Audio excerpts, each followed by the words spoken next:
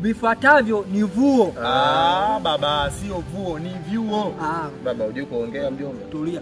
Vifuatavyo ni vyuo vyenye mademu wazuri Tanzania. Namba 1, SUA. SUA?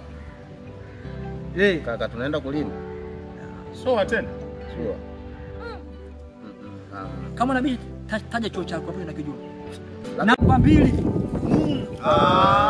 Unatupiga bana. Sio kuwapiga nangu, nifuatilio. Hakuna cha wafuatilio, nataka kaka. Wewe kwanza watembea na mtu juba mpaka kwenye miguu kazi gani? Utamuonaje kama mtoto kaumbika wakati amejifunika kila muda?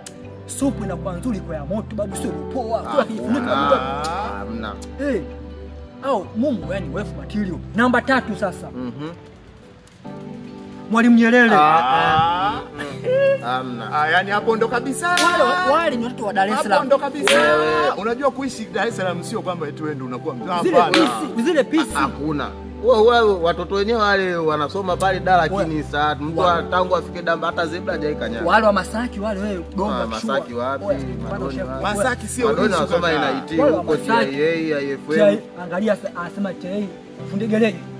CIA sio fundi gereji wale mafundi wa magari pale. Namba 4. Mzumbe. Atuende kulima. Mzumbe? Tena? Hamna. Hivyo nangu vifuatavyo ni vyuo vyenye mademu wanaoongoza kwa kuomba hela. ATM. Namba 1. Bagamoyo School of Nursing. Baba. Wanaomba hela. Wale ni halali waombe hela kaka.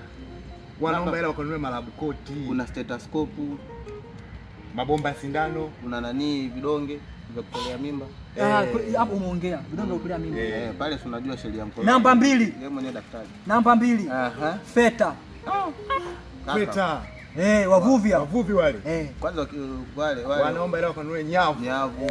Ndoano. Kasia. Mshipi. Vitu kama hivyo kaka. Namba 3. Hiyo. Namba 3. Hiyo. Kaole. Kaka.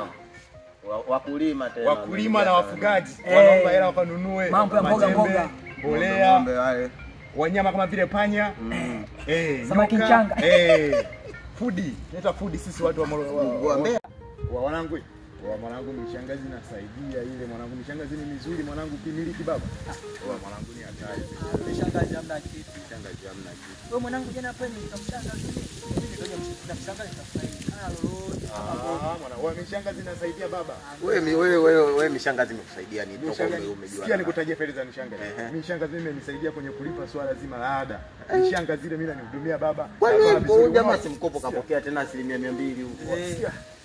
Mkopo wangu hautumiki mwanangu, mimi natumia hela za mishangazi. Unaona mwanangu ninapong'aa hivi mwanangu kakiatu nini? Hiyo yote sababu ya mishangazi baba natunzwa. Sasa mbona mshangazi unapata mimi natamia mbovu anipi? Au maskini? Yeye ngojeni sasa niwaambie. Nyie ndio wale sawa. Acheni na bali na mashangazi. Wewe mwanangu,